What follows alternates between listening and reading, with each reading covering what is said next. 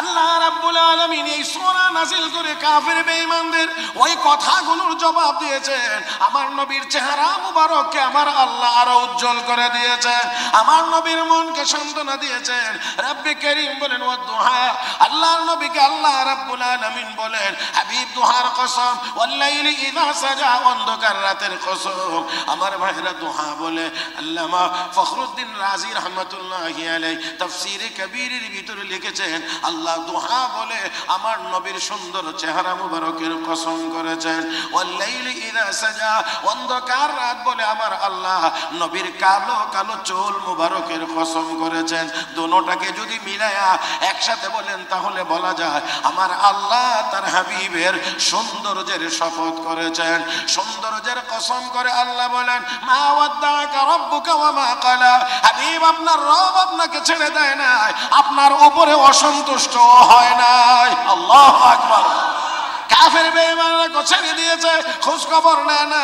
আর আমার আল্লাহ হাবিব আমি কসম করে বলছি, আপনার সৌন্দর্যের কসম, আপনার নুরানি চেহারার কসম, আপনার কালো কালো চুলগুলোর কসম করে আমি আল্লাহ বলছি মা ওয়াদ্দাকা রাব্বুকা ওয়া মা ক্বালা, আপনার রব আপনাকে ছেড়ে দেয় না, আপনার উপরে অসন্তুষ্ট হন নাই। না না, নবীর উপরে আল্লাহ অসন্তুষ্ট হতে পারেন না, কোন নবীর উপরে আল্লাহ অসন্তুষ্ট হন না। আমার ভাইয়েরা, আল্লাহর সাথে নবীর সাথে সম্পর্ক বড় গভীর, মহব্বতের সম্পর্ক। এই জন্য আল্লাহ কখনো কখনো একটু অভিমান করেন। সাদাকাল্লাহু মাওলানাল আযীম ওয়া সাদাকা রাসূলুহুন নাবিয়্যুল উম্মিয়্যুল কারীম ونحن على ذلك لمن الشاهدين والشاكرين والحمد لله رب العالمين. اللهم صل على محمد وعلى آل محمد كما صليت على إبراهيم وعلى آل إبراهيم إنك حميد مجيد. اللهم بارك على محمد وعلى آل محمد كما باركت على إبراهيم وعلى آل إبراهيم إنك حميد مجيد. محترم মুসল্লিয়ান کرام, আল্লাহ রাব্বুল আলামিনের দরবারে শুকরিয়া আদায় করছি যিনি আমাদেরকে অত্যন্ত দয়া করে, মায়া করে, মেহেরবানি করে পবিত্র জুমার দিনে জুমার নামাজ আদায়ের উদ্দেশ্যে মসজিদে আসার বসার তৌফিক দান করেছেন। মহব্বতের সাথে সবাই উচ্চ আওয়াজে পড়ি আলহামদুলিল্লাহ। ছোট্ট এখানে আয়াত তিলাওয়াত করেছি, সূরাতুদ দুহা 30 নম্বর পারায় অবস্থিত। এই সূরার একেবারেই ছোট্ট একখানা আয়াত মাত্র তেলাওয়াত করেছি। আয়াতে কারিমাকে সামনে রেখে আপনাদের খেদমতে কয়েকটি কথা বলার আশা করেছি। আল্লাহ যেন বলবার, শুনবার, বুঝবার এবং আমল করবার তৌফিক দান করেন, বলি আমিন। আয়াতে কারিমার ভিতরে আল্লাহ রাব্বুল আলামিন ঘোষণা করছেন ওয়ালা সাউফা ইউতিকা রাব্বুকা ফাতারদা, হাবিব আপনার রব আপনাকে অচিরেই এমন নিয়ামত দান করবেন যে নিয়ামত পেয়ে আপনি আপনার রবের উপরে সন্তুষ্ট হয়ে যাবেন। কথাটা আল্লাহ রাব্বুল আলামিন কখন বলেছিলেন? কয়েকদিন নবীর উপরে ওহী নাজিল বন্ধ থাকলে মক্কার কাফির বেঈমানেরা এটাকে কেন্দ্র করে নবীকে কষ্ট দেওয়ার জন্য মাঠে ময়দানে নেমেছে।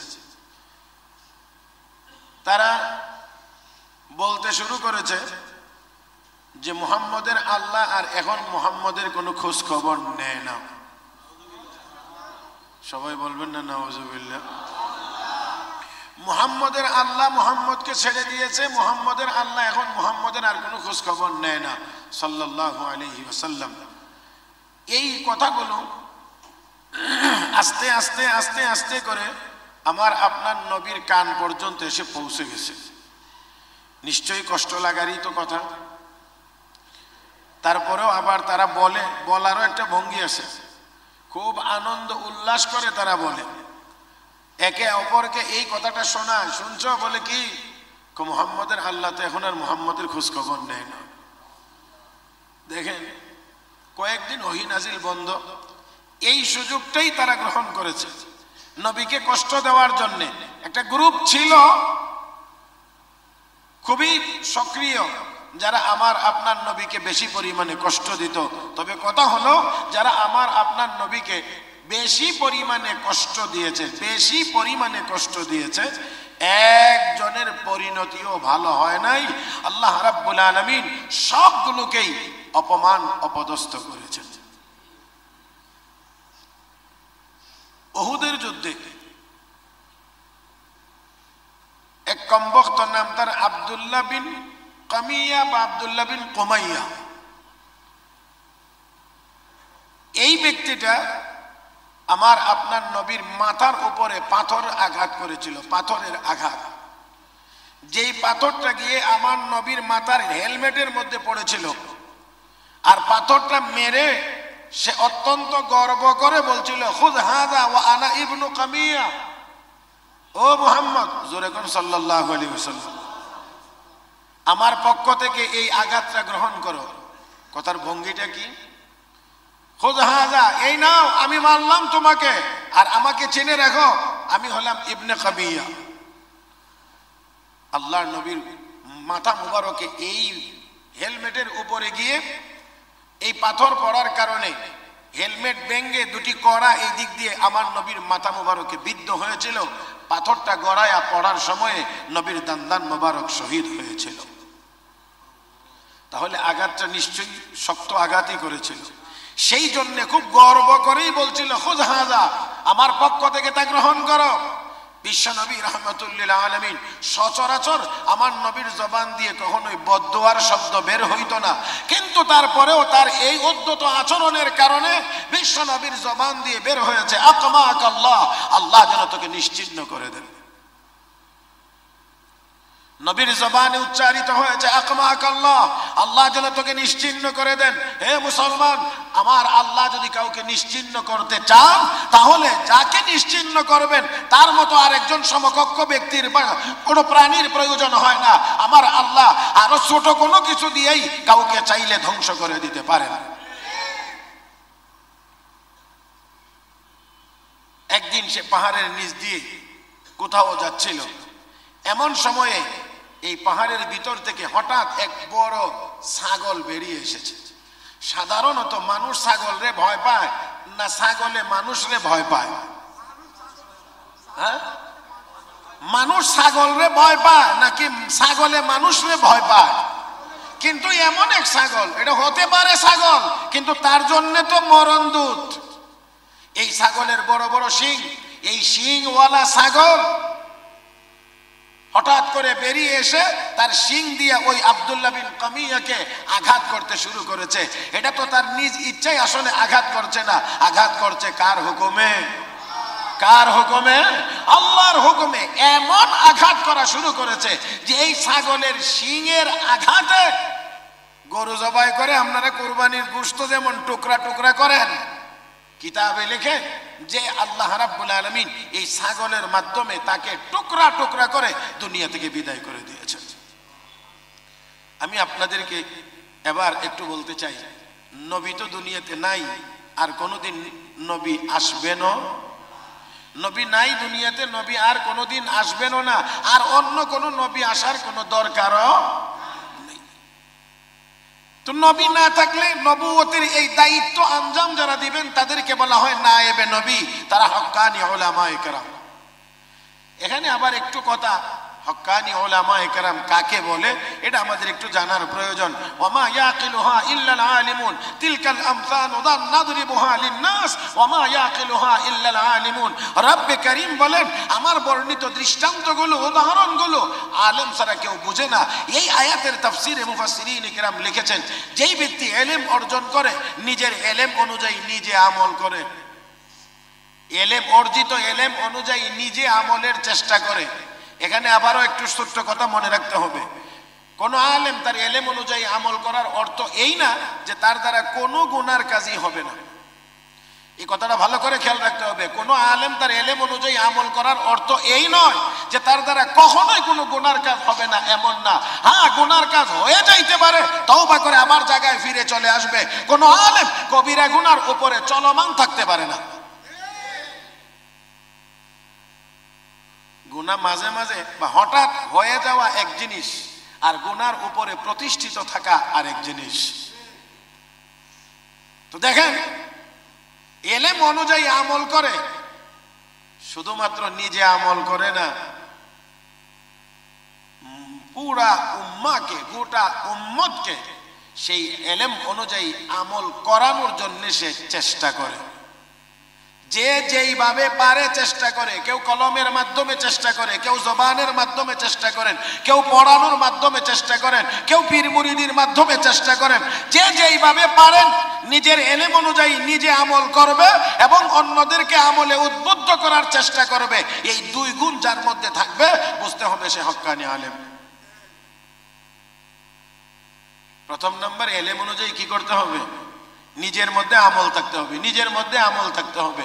এখন কথা হলো কতটুকু পরিমাণ আমল থাকতে হবে। সর্বনিম্ন হলো ফরজ ওয়াজিব সুন্নতে মুআক্কাদা। ফরজ ওয়াজিব সুন্নতে মুআক্কাদার উপরে নিয়মতান্ত্রিক আমল থাকতে হবে। নফল মুস্তাহাবের উপরে যথাসম্ভব আমল থাকতে হবে। নফল মুস্তাহাবের উপরে যথাসম্ভব আমল থাকতে হবে। আর ওইগুলো তো অবশ্যই বাধ্যতামূলক। নফল ইবাদত বন্দেগীর উপরেও তার আমল থাকতে হবে। মুহতারাম হাজরিন, যতক্ষণ পর্যন্ত একজন মানুষ নফল আমলে অভ্যস্ত না হবে, ততক্ষণ পর্যন্ত সে আল্লাহর বেশি প্রিয় হইতে পারবে না। কি হতে পারবে না? তো যাক, এলেম অনুযায়ী আমল করা, উম্মতকে সেই আমলে উদ্বুদ্ধ করার চেষ্টা করা, এই গুণ যার মধ্যে থাকবে সে হলো হক্কানি আলেম। তো নবী দুনিয়াতে নাই, নায়েবে নবী হক্কানি উলামায়ে কেরাম দুনিয়াতে এখনো আছেন। মুহতারাম হাজরিন, নবীকে যারা কষ্ট দিয়েছিল তাদের যেই পরিণতি, কিয়ামত পর্যন্ত হক্কানি উলামায়ে কেরামকে যারা অন্যায়ভাবে কষ্ট দেবে তাদেরও হবে একই পরিণতি। আল্লাহ আমাদের সবাইকে বুঝার তৌফিক দান করুন, বলি আমিন। তো বিশ্ব নবী ওই আব্দুল্লাহ বিন কামিয়াকে লক্ষ্য করে তখন আল্লাহর নবীও বলে ফেলেছিলেন, যখন সে বলছিল খুদ হাযা ওয়ানা ইবনু কামিয়া, হে মুহাম্মদ, আব্দুল্লাহর ছেলে মুহাম্মদ, আমার পক্ষ থেকে এই হামলাটা গ্রহণ করো। ঠাট্টা করে উপহাস করে বলেছিল। আমার নবী জবাব বলেছিলেন, আকমাক আল্লাহ, আল্লাহ তোকে নিশ্চিহ্ন করে দেখ। আল্লাহ তাকে অবশ্যই নিশ্চিহ্ন করে দিয়েছেন। মুহতারাম হাজরিন, আমরা এমনও দেখেছি আল্লাহ ওয়ালাদের শুধু বদ নজর পড়ার কারণে সুস্থ থাকতে পারে নাই, পাগল হয়ে গিয়েছে, সে আর স্বাভাবিক জীবন যাপন করতে পারে নাই। আল্লাহ রাব্বুল আলামিন আমাদের সবাইকে বুঝার তৌফিক দান করুন, সবাই বলি আমিন। তো রাসূল আরবি সাল্লাল্লাহু আলাইহি ওয়াসাল্লামকে তারা কষ্ট দিতে শুরু করলো। যখন ওহী নাজিল বন্ধ, কয়েকদিন বলতে শুরু করেছে মুহাম্মদের আল্লাহ মুহাম্মদকে ছেড়ে দিয়েছে। আল্লাহর নবীর কানে আওয়াজ আসলে রাহমাতুল লিল আলামিনের চেহারাখানা মলিন, নবীর মনে একটু কষ্ট। বিশ্ব নবী রাহমাতুল লিল আলামিনের চেহারা মুবারক মলিন হবে, নবীর মনের ভিতরে কষ্ট থাকবে। এটা কি আমার আল্লাহর কাছে ভালো লাগে? বলেন না ভালো লাগে? নবী এই কষ্ট নিয়েই আছেন। এর ভিতরে নবীর আপন চাচি আবু লাহাবের স্ত্রী উম্মে জামিল একদিন ডাক দে, বাতিজা, ও বাতিজা দাঁড়াও। আল্লাহর নবী চিন্তা করেন, এত সুন্দর করে আমাকে আমার চাচি ডাকতেছে, মনে হয় কোনো ভালো কথাও বলতে পারে। হে মুসলমান, এই মহিলাটা আমার নবীর চলার পথে কাঁটা দিয়ে রাখতো, রাস্তায় কাঁটা দিয়ে রাখতো। আমার নবীর পায়ে কাঁটা বিদ্ধ হলে মহিলাটি জানালার ফাঁক দিয়ে তাকিয়ে তাকিয়ে খিলখিল করে হাসতো, আনন্দ উপভোগ করতো। আমার ভাইয়েরা, আমার বন্ধুরা, ওই মহিলাটিটাকে ভাতিজা দাঁড়াও। আল্লাহর নবী মনে মনে চিন্তা করলেন, নিশ্চয়ই কোনো ভালো কিছু হবে। কিন্তু কাছে আসার পরে ওই মহিলাটি ডাক দিয়ে, কো ভাতিজা, শুনলাম এখন নাকি তোমার আল্লাহ এখন আর তোমার কোনো খোঁজ খবর নেয় না। ও ভাতিজা, আরো শুনলাম এতদিন পর্যন্ত তোমার কাছে যেই শয়তানটা আগমন করতো, এই শয়তানটা বলে এখন কয়েকদিন যাবত আর আসে না। এত আসতে নি নাউজুবিল্লাহ। তার ভাষায় জিবরাইলকে সে শয়তান বলে বুঝাইতে চায়, তার ভাষায় জিবরাইল মানে হলো শয়তান। ও বাতিজা শুনতে পারলাম তোমার কাছে এতদিন যে শয়তানটা আগমন করতো এটা বলে এখন আর আসে না। রহমতের নবী বড় ব্যথা পাইলেন, বড় ব্যথিত হইলেন, বেশি কষ্ট পাইলেন, কারণ কথাটা তো বলেছে আপন মানুষ, কাছের মানুষ।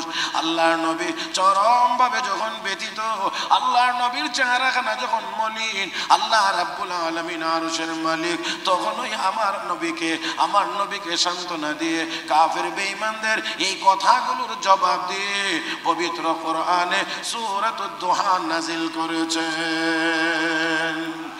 আল্লাহ রাব্বুল আলামিন এই সূরা নাযিল করে কাফের বেঈমানদের ওই কথাগুলোর জবাব দিয়েছেন। আমার নবীর চেহারা মুবারককে আমার আল্লাহ আরো উজ্জ্বল করে দিয়েছেন, আমার নবীর মনকে সান্ত্বনা দিয়েছেন। রব্বে কারীম বলেন ওয়াদ-দুহা, আল্লাহর নবীকে আল্লাহ রাব্বুল আলামিন বলেন হাবিব দুহার কসম, ওয়াল লাইলি ইযা সাজা, অন্ধকার রাতের কসম। আমার ভাইরা দুহা বলে আল্লামা ফখরুদ্দিন রাজি রাহমাতুল্লাহি আলাইহি তাফসীরে কবীরের ভিতরে লিখেছেন আল্লাহ দুহা বলে আমার নবীর সুন্দর চেহারা মুবারকের কসম করেছেন। ওয়াল লাইলি ইযা সাজা, অন্ধকার রাত বলে আমার আল্লাহ নবীর কালো কালো চুল মুবারকের কসম করেছেন। দুটোটাকে যদি মিলায়া একসাথে বলেন তাহলে বলা যায় আমার আল্লাহ তার হাবিবের সৌন্দর্যের শপথ করেছেন। সৌন্দর্যের কসম করে আল্লাহ বলেন মা ওয়াদ্দাকা রাব্বুকা ওয়া মা ক্বালা, হাবিব আপনার রব আপনাকে ছেড়ে দেয় নাই, আপনার উপরে অসন্তুষ্ট হয় নাই। আল্লাহু আকবার। কাফের বেঈমানরা ছেড়ে দিয়েছে, খোঁজ খবর নেয় না। আর আমার আল্লাহ হাবিব আমি কসম করে বলছি, আপনার সৌন্দর্যের কসম, আপনার নুরানি চেহারার কসম, আপনার কালো কালো চুলগুলোর কসম করে আমি আল্লাহ বলছি মা ওয়াদ্দাকা রাব্বুকা ওয়া মা ক্বালা, আপনার রব আপনাকে ছেড়ে দেয় না, আপনার উপরে অসন্তুষ্ট হন নাই। না না, নবীর উপরে আল্লাহ অসন্তুষ্ট হতে পারেন না, কোন নবীর উপরে আল্লাহ অসন্তুষ্ট হন না। আমার ভাইয়েরা, আল্লাহর সাথে নবীর সাথে সম্পর্ক বড় গভীর, মহব্বতের সম্পর্ক। এই জন্য আল্লাহ কখনো কখনো একটু অভিমান করেন। কি কি কি কি অভিমান? আমি যতদূর বুঝি অভিমান আর রাগ দুইটা এক জিনিসের নাম না। অভিমান হয় যেখানে মহব্বত ভালোবাসার পরিমাণ বেশি, সেখানে অভিমান হয় বেশি। আর শত্রুতামির সাথে রাগের সম্পর্ক, যার সাথে যারে দেখতে যত খারাপ লাগে তার সাথে রাগ তত বেশি করে। কথা কয় না? হ্যাঁ, অভিমান। এই জন্যে স্বামী স্ত্রীর মধ্যে সবচেয়ে বেশি মহব্বত। দুনিয়ার যত সম্পর্ক আছে সবচেয়ে শ্রেষ্ঠ সম্পর্কের নাম হলো স্বামী স্ত্রীর সম্পর্ক। এখানে মহব্বত বেশি, এই জন্য এখানে অভিমানও বেশি। আর কথা কয় না, কারণে অকারণে গাল ভুলাইবে, কথা বুঝে না? হ্যাঁ, কারণে। এটা যে আবার শুধু মহিলারা তা না, আমরা পুরুষরাও মাঝে মাঝে, কথা কয় না, সময় বুঝা ভাব বুঝা দেখবেন একটু কেমন করে জানি থাকে, তার মানে হইলো আরেকটু কি, এটা আর বোঝানো যাবে না। এটা যারা বুঝবার তারা বুঝে নিতে হবে। মুহতারাম হাজরিন, তো এই সম্পর্কটা বড় গভীর সম্পর্ক, মহব্বতের সম্পর্ক। আল্লাহ রাব্বুল আলামিনও এটাকে মহব্বতের সম্পর্ক ঘোষণা করেছেন, রহমতের সম্পর্ক ঘোষণা করেছেন। ওয়ামিন আয়াতিহি আন খালাকা লাকুম মিন আনফুসিকুম আজওয়াজা লিতাসকুনু ইলাইহা ওয়া জাআলা বাইনাকুম মাওয়াদ্দাতান ওয়া রাহমা ইন্না ফি যালিকা লাআয়াতিন লিকাওমিন ইয়াতাফাক্কারুন। আল্লাহ এই সম্পর্কটাকে, আল্লাহ এটাকে কুদরতের নিদর্শন বলেছেন। ওয়ামিন আয়াতিহি, আল্লাহর কুদরতের নিদর্শনের মধ্যে একটা হলো আন খালাকা লাকুম মিন আনফুসিকুম আজওয়াজা, তোমাদের মধ্য থেকেই তোমাদের জন্য আল্লাহ জোড়া সৃষ্টি করেছেন। কেন? লিতাসকুনু ইলাইহা, যেন তার কাছে গিয়ে তুমি প্রশান্তি লাভ করতে পারো। অতএব যেই ঘরে গিয়ে শান্তি পাওয়া যায় না, বুঝতে হবে এটা যোগ্য বউ না। এখন তো উল্টা, স্বামী তার ঘরে গিয়ে সান্ত্বনা পাবে, তৃপ্তি পাবে, আরাম পাবে। এখন কোনটা চলে আল্লাহ জানে। আমি সেদিকে বেশি যাব না। তবে আল্লাহ বলছেন লিতাসকুনু ইলাইহা, যাতে করে তোমরা তাদের কাছে গিয়ে একটু সান্ত্বনা লাভ করতে পারো, সান্ত্বনা লাভ করতে পারো। মুহতারাম হাজিরিন, এখানে সান্ত্বনার জন্যই বানানো হয়েছে। তারপরে আল্লাহ বলেন ওয়াজআলা বাইনাকুম মাওয়াদ্দা, আর তোমাদের মধ্যে আল্লাহ সৃষ্টি করে দিয়েছেন ভালোবাসা, মহব্বত ওয়া রাহমা, এবং শেষে আল্লাহ বলছেন রহমতের সম্পর্ক। জোয়ান কালে থাকে ভালোবাসার সম্পর্ক, বুড়া কালে থাকে রহমতের সম্পর্ক। হ্যাঁ, বুড়াকালের সম্পর্কটাকে আল্লাহ কি বলছেন? রহমত, রহমত, রহমত, রহমত। জোয়ানকালে, যৌবনকালে স্বামী স্ত্রী সম্পর্কই হয় একরকম, বুড়াকালে হয় আরেক রকম। আমার ভাইয়েরা, বুড়া আবার বুড়িরে বেশিক্ষণ না দেখে থাকতে পারে না। জোয়ানেরা বিদেশ জায়গা, কথা বলে না, হ্যাঁ, যুবকেরা বিদেশ চলে যায় বউ বাচ্চা রেখে, কিন্তু বুড়ারা একদিনও বাড়ির বাহিরে গিয়ে সহজে থাকতে পারে না, খালি বুড়ির কথা মনে হয়। কথা কয় না? না, যদি মনে না হয় তাহলে বুঝতে হবে ঘাটতি আছে, আর না হলে তো মনে হওয়ার কথা। কারণ এটা আমার কথা না, রব্বে কারীম বলেছেন মাওয়াদ্দাতা ওয়া রাহমা, এটা রহমতের সম্পর্ক, এটা দোষের কিছু না, এটাই তো হওয়ার কথা, এটাই হওয়ার কথা। হ্যাঁ, যদি জল্লাদ মার খাওয়া তাহলে তো আল্লাহ কবে জানি এটার থেকে মুক্তি পাবো। হ্যাঁ, তো রব্বে কারীম বলেন যে এই সম্পর্কটা বড় গভীর সম্পর্ক, বড় গভীর সম্পর্ক। মুহতারাম হাজরিন, আল্লাহ যেন আমাদের মধ্যে এই সুন্দর সম্পর্ক যেন আল্লাহ কায়েম করে দেন, স্থাপন করে দেন। আল্লাহ যেন আমাদেরকে পারিবারিক জীবনে, সব জীবনে, বিশেষ করে পারিবারিক জীবনে বেশি বেশি করে শান্তি এবং আরামের ব্যবস্থা করেন। জোরে কোন আমিন। যাই হোক, আসুন, বলছিলাম অনেক দূরেই চলে আসছি। রাহমাতুল্লিল আলামিন নবী মুহাম্মদুর রাসূলুল্লাহ সাল্লাল্লাহু আলাইহি ওয়াসাল্লামকে আল্লাহ রাব্বুল আলামিন সান্ত্বনা দিয়ে বলেন, হাবিব, আমি আপনার সুন্দর চেহারা মুবারকের কসম করেছি, আপনার কালো কালো চুলগুলোর কসম করেছি, শপথ করেছি, মানে আপনার সৌন্দর্যের শপথ আমি আল্লাহ ঘোষণা করছি, মা ওয়াদ্দাআকা রাব্বুকা ওয়া মা ক্বালা, আমি আল্লাহ আপনাকে ছেড়ে দেই নাই, আপনার উপরে অসন্তুষ্ট হই নাই। আমার আল্লাহ আমার নবীর উপরে মাঝে মাঝে অভিমান করতেন, কারণ মহব্বত কম না বেশি? এই জন্য একটু অভিমান করতেন, অভিমান। আমার ভাইয়েরা, এখানে মহব্বতের কারণে। যাই হোক, আসুন, তো আমি ছেড়ে দেই নাই, আমি অসন্তুষ্ট হই নাই, এই কথা বলে বলে আল্লাহ রাব্বুল আলামিন বলেন ওয়ালাল আখিরাতু খায়রুল লাকা মিনাল উলা, হাবিব, আপনার পরকাল আগের কালের চাইতে অনেক উত্তম, অনেক দামি।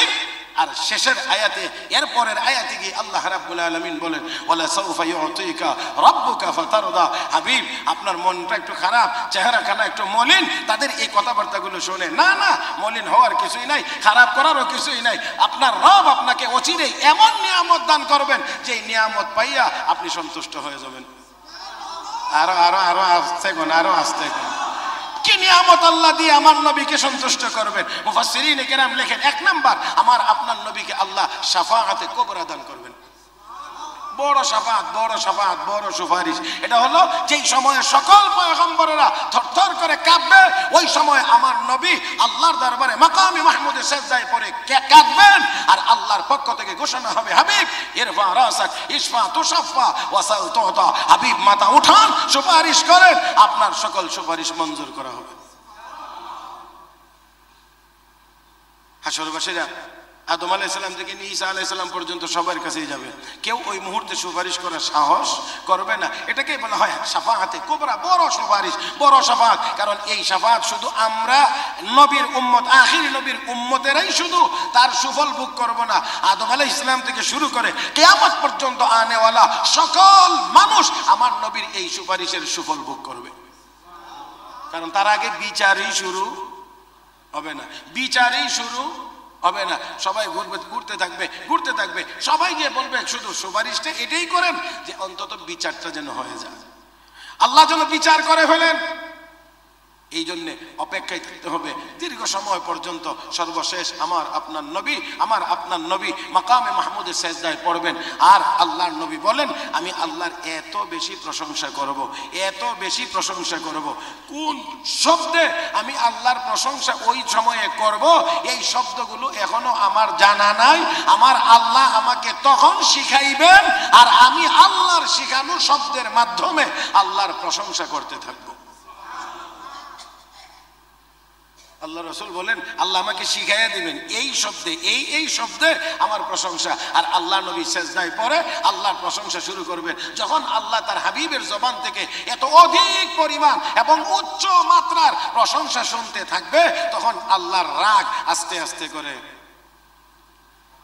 দুনিয়াতে আপনারা দেখবেন কেউ যদি রাগান্বিত হয় আর তার পাশে যদি কেউ দাঁড়ায় আস্তে আস্তে করে তার কিছু প্রশংসা শুরু করে, তো দেখবেন আস্তে সেও ঠান্ডা হয়ে যায়, ঠান্ডা হয়ে যায়, ঠান্ডা হয়ে যায়। এই জন্যে আল্লাহর কাছে কিছু চাওয়ার আগে আল্লাহর প্রশংসা করার নিয়ম। সূরা ফাতিহা নামে একটা সূরা আছে নি, হ্যাঁ, এই সূরার অনেকগুলো নাম আছে।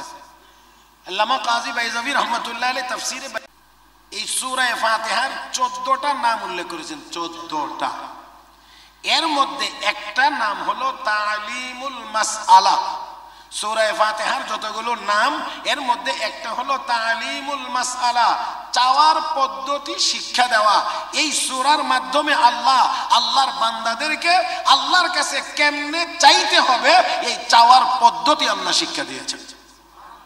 প্রথমেই সূরা ফাতিহা দেখেন, আলহামদুলিল্লাহি রাব্বিল আলামিন আর রহমানির রহিম মালিকি ইয়াউমিদ্দিন। প্রথমেই আল্লাহ তোমার জন্য সমস্ত প্রশংসা, তুমি রব্বুল আলামিন, তুমি রহমান, তুমি রহিম, তুমি কিয়ামত দিবসের মালিক। আল্লাহর গুণগান, আল্লাহর বড়ত্ব আর মাহাত্ম্য সবগুলো উপস্থাপনের পরে এবার বান্দা কয় কি, ইয়াকা নাবুদু ওয়া ইয়াকা নাস্তাঈন। আল্লাহ তুমি তো আল্লাহ, তোমার জন্য সমস্ত প্রশংসা। কেন? তুমি রব্বুল আলামিন, গোটা জগতের পালনেওয়ালা। তুমি কেন প্রশংসার উপযুক্ত? তুমি রহমান, তুমি কেন প্রশংসার উপযুক্ত? তুমি রহিম, তুমি কেন প্রশংসার উপযুক্ত? তুমি কিয়ামত দিবসের মালিক। তাহলে গুণগান এবং বড়ত্ব, গুণগান এবং বড়ত্ব বর্ণনা করার পরে আল্লাহ ইয়াকা নাবুদু, আল্লাহ আমরা তো এই জন্য তোমারই ইবাদত করি, ও ইয়াকা নাস্তাঈন, তোমার কাছে সাহায্য চাই। দেন আমরা নেতার কাছে চাইতে হইলে, মাননীয় নেতা আমনে অমুক, আমনে তমুক, আপনার বাবা ছিল অমুক, আপনার দাদা ছিল অমুক, আমনে এই। আর আমরাও আপনি যতবার আসছেন আমরা আপনাকে খালি হাতে ফিরাই নাই, ভোট আমরাও আপনারে দিছি। অতএব অতএব অতএব আমরা রাস্তাটা, কথা বুঝেন নাই মনে হইতেছে, হ্যাঁ আমাদের ব্রিজটা আগে আমনে অমুক, আমনে তমুক, আমনে এই, আমনে সেই, আমনে এটা, আবার সাথে সাথে আবার আমরা আপনারই সাথে আসি। যতবার আপনি দাঁড়াইছেন নির্বাচনে আমরা আপনারই ভোট দিলেও দিছে, না দিলে না দিছে, তারপরেও বলে দিছি। তবে এখন আমাদের নিবেদন, আমাদের আবেদন হলো আমাদের এই ব্রিজটার দরকার, ঠিক না? তো এখানেও বান্দা গিয়ে মালিক ইয়াউমিদ্দিন, আল্লাহ তুমি কিয়ামত দিবসের মালিক। এই জন্য ইয়াকা নাবুদু, কেবল তোমার ইবাদত আমরা করি এবং করব, ওয়া ইয়াকা নাস্তাঈন, তোমার কাছে সাহায্য চাই এবং চাইবো। অতএব এখন আল্লাহ সাহায্য চাই। কি সাহায্য? ইহদিনাস সিরাতাল মুস্তাকিম, আল্লাহ আমাদেরকে জান্নাতের পথ দেখাও। কোন দিকের পথ? সবাই না বললে হবে না। কোন দিকের পথ? সিরাতে মুস্তাকিমের এক মাথা হলো দুনিয়া আর এক মাথা হলো জান্নাত। সোজা ব্যাখ্যা, সোজা ব্যাখ্যা। রাস্তার এক মাথা হলো দুনিয়া আর এক মাথা জান্নাত। অতএব এই রাস্তায় যারা উঠবে তারা জান্নাতের পথে। আল্লাহ ওই জান্নাতের পথটা আমরা তোমার কাছে চাই। এতক্ষণ যে তোমার প্রশংসা করলাম, তোমার বরত্বের বর্ণনা করলাম, তোমার ওই গোলামি করে কথা প্রকাশ করলাম, তোমারই কাছে সাহায্য চাই বললাম, আল্লাহ এখনো চাই আমাদেরকে হেদায়েত দাও, জান্নাতের পথে আমাদেরকে উঠাইয়া দাও। আল্লাহ এত প্রশংসা শোনার পরে, এত বড়ত্বের কথা শোনার পরে বান্দার আবার স্বীকারোক্তি বা ওয়াদা, আল্লাহ তোমারই ইবাদত করি এবং করব, আমরা করব, তোমারই কাছে সাহায্য চাই এবং চাইব। তারপরে গিয়ে যখন ইহদিনাস সিরাতাল মুস্তাকিম, আল্লাহ হাযা বাইনি ওয়া লিআবদি মা সাআল, এটা আমি আল্লাহর একান্ত বিষয়। তবে আমার বান্দা যা চাইছে আমি আল্লাহ আমার বান্দাকে তা দান করব। এই সূরা ফাতিহা এই জন্য এক নাম হলো তালিমুল মাসআলা, চাওয়ার পদ্ধতি শিক্ষা দেওয়া। কেমনে চাইতে হয়, কেমনে চাইতে হয়। দুনিয়াতে চাইতে গেলেও কিছু ফার্ম পট্টি মারণ লাগে, কথা বলে কিছু ফার্ম টাম না দিলে দিতে চায় না। হ্যাঁ, তো আল্লাহর জন্য প্রশংসা করা লাগে, আল্লাহর বড়ত্ব। এই জন্যে যে কোনো দোয়ার শুরুতে আল্লাহর প্রশংসা থাকা চাই। হ্যাঁ, আল্লাহর প্রশংসা থাকা চাই। মুহতারাম হাজরিন, বিশ্ব নবী রাহমাতুল্লিল আলামিন নবী মুহাম্মদুর রাসূলুল্লাহ সাল্লাল্লাহু আলাইহি ওয়াসাল্লামকে আল্লাহ রাব্বুল আলামিন বলেন, হাবিব হাবিব, আপনাকে এমন নিয়ামত দেওয়া হবে, সন্তুষ্ট হবেন। কি সেটা হলো আপনাকে শাফাআতে কুবরা দেওয়া হবে, বড় সুপারিশ করার ক্ষমতা এবং অধিকার আপনাকে দেওয়া হবে। রাহমাতুল্লিল আলামিন আল্লাহর প্রশংসা করতে থাকবেন, আল্লাহর রাগ থামবে। এবার আল্লাহ বলবেন, ইরফা রাসাক, হাবিব আর কানতে হবে না, আর কানতে হবে না, আর কানতে হবে না। হাবিব এবার মাথা উঠান, এবার মাথা উঠান। ইরফা রাসাক ইশফাতু শাফা, আপনি সুপারিশ করেন, আমি আল্লাহ ঘোষণা দিলাম আপনার সকল সুপারিশ আমি মঞ্জুর করব। আরো আরো আরো জোরে।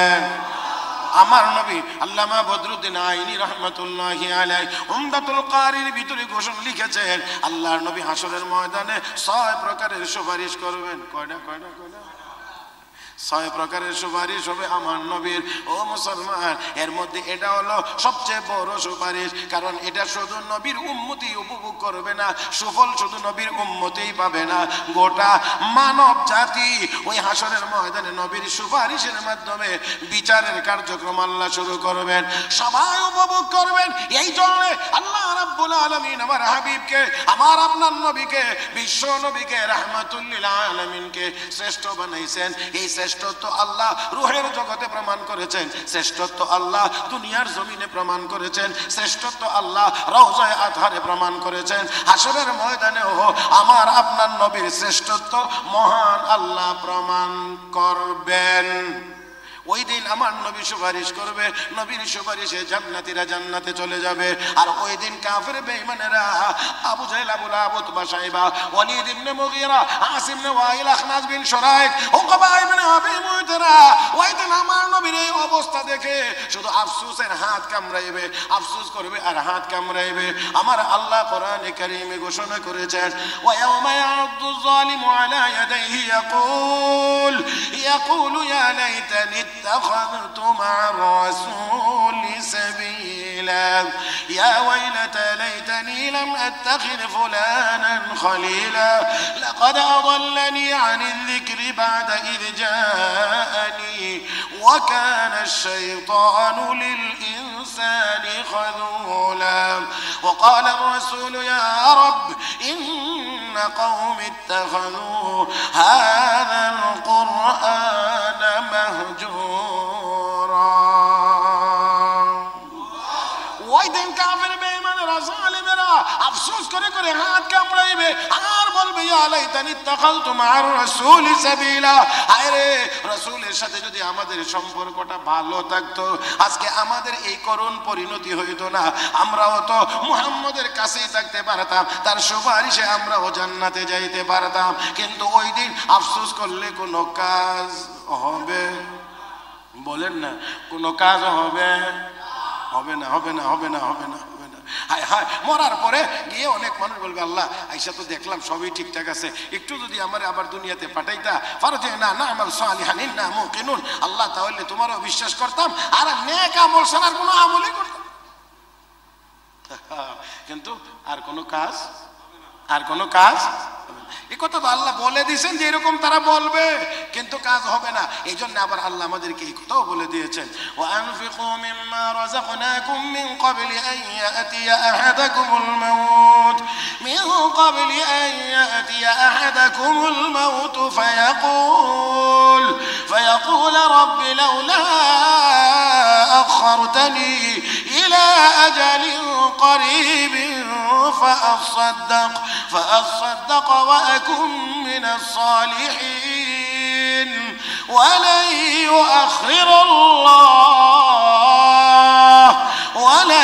يؤخر الله نفسا إذا جاء أجلها والله خبير بما تعملون।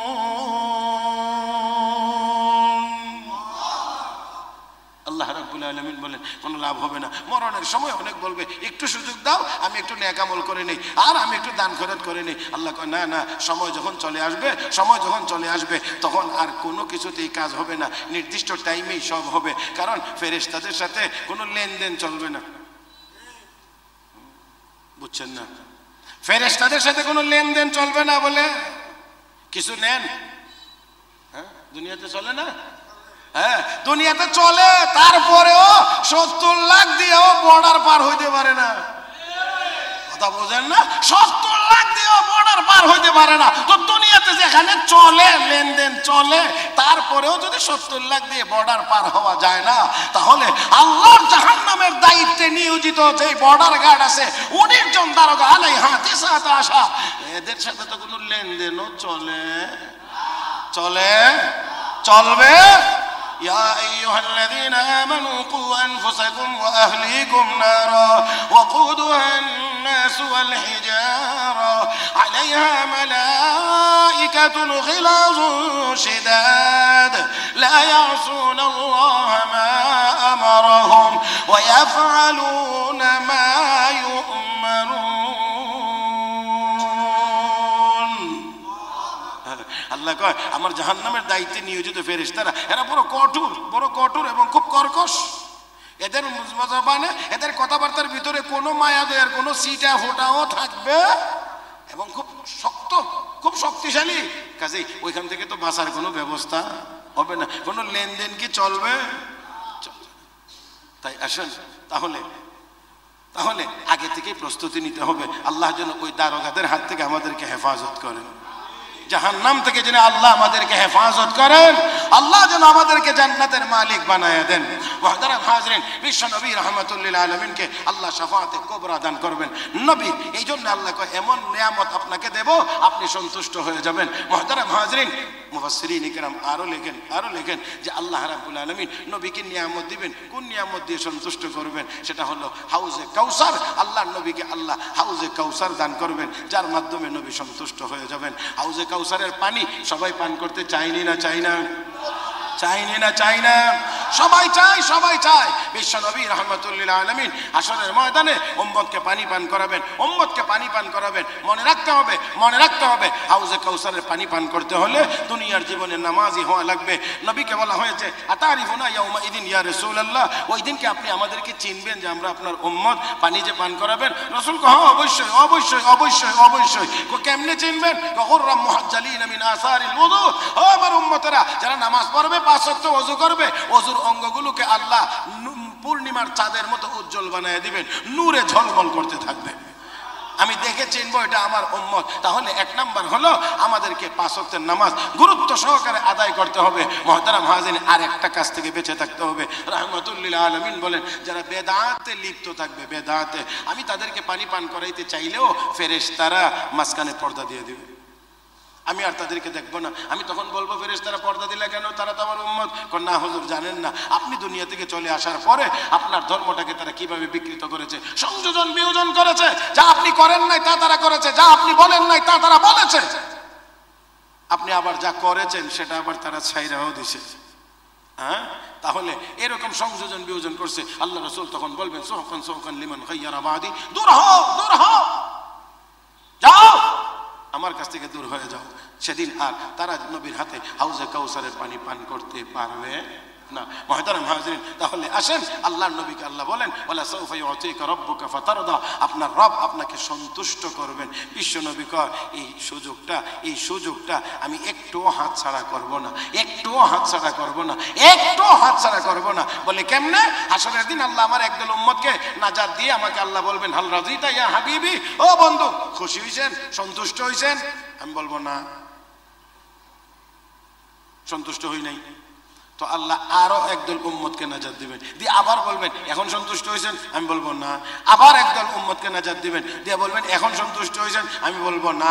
নবী বলেন যতক্ষণ আমার গুনাহগার উম্মত জাহান্নামে থাকবে, এই পর্যন্ত যতবার আল্লাহ বলবেন সন্তুষ্ট হয়েছেন আমি বলতে থাকবো না। আমার আল্লাহ সর্বশেষ জাহান্নামী উম্মতকে নাজাত দিয়ে যখন বলবেন এখন সন্তুষ্ট হয়েছেন, আমি তখন বলবো হ্যাঁ। তাহলে এই আয়াতের ভিতরে আমাদের মতো গুনাহগার উম্মতের জন্য একটা বড় আশার বাণী আছে। কারণ আমরা যতক্ষণ, আল্লাহ না করুন যদি আল্লাহ আমরা জাহান্নামে, এই উম্মত যারা যাবে তারা জাহান্নামে থাকলেও আমার নবীকে আল্লাহ বলবেন হাবিব আপনি তো জান্নাতে চলে গেছেন, আপনার আরো উম্মতেরা চলে গেছে, আপনি কি সন্তুষ্ট? নবী বলবেন না। আর আল্লাহ নাজাত দিতেই থাকবেন, সব উম্মত নাজাত দিয়েই আমার আল্লাহ আমার নবীকে সন্তুষ্ট করবেন।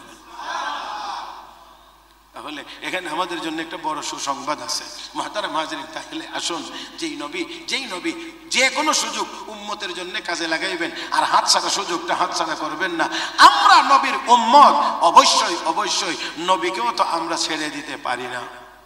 কথা কয় না, আমরাও তো নবীকে ছেড়ে দিতে পারি না। তাহলে নবীকে ধরবো কেমন করে? এই কথাটাই আলোচনার শেষ কথা। নবীকে ধরবো কেমন করে? রাসূল বলছেন, মান আহাব্বা সুন্নতি ফাকাদ আহাব্বানি। মান আহাব্বা সুন্নতি ফাকাদ আহাব্বানি, যে আমার সুন্নতকে ভালোবাসলো সে আমাকে ভালোবাসলো। ওমান আহাব্বানি কানা মাই ফিল জান্নাহ, আর যে আমাকে ভালোবাসবে আমার সঙ্গী হয়ে আল্লাহর জান্নাতের মেহমান হবে। তাহলে নবীর মহব্বত আছে না নাই? প্রমাণ হবে কোন আমলের মাধ্যমে? আল্লাহ কয় না, নবীর মহব্বত অন্তরে আছে না নাই? প্রমাণ হবে কোন আমলের মাধ্যমে? সুন্নতের মাধ্যমে। তাহলে সুন্নত কি ছেড়ে দেওয়ার জিনিস না আমল করার জিনিস? কথা কয় না। সুন্নত কি ছাড়বার জিনিস না আমল করার জিনিস? এখন আমরা সুন্নতের খবর, ফরজই ঠিক মতো হয় না, সুন্নত হবে কোত্থেকে? জুমার নামাজের সালাম ফিরাইলে দোয়া তো আচ্ছা অনেকে করেন আর করেন না, বাকি দেখা যায় আল্লাহর রহমতে তারপরে অর্ধেক মুসল্লি থাকে না, যায়। তার মানে এটা না হইলেও কোনো অসুবিধা নাই। আপনারা জানেননি কোন গাছ এই গাছের যদি ডালগুলো ব্যাপক হারে কেটে দেওয়া হয়, ওই গাছে কিন্তু এই বছরে আর ফল ধরে না। বুঝাইতে পারছি না মনে হয়? জানেন কিনা? ঢাকা শহরে সব মানুষ জানার কথা না।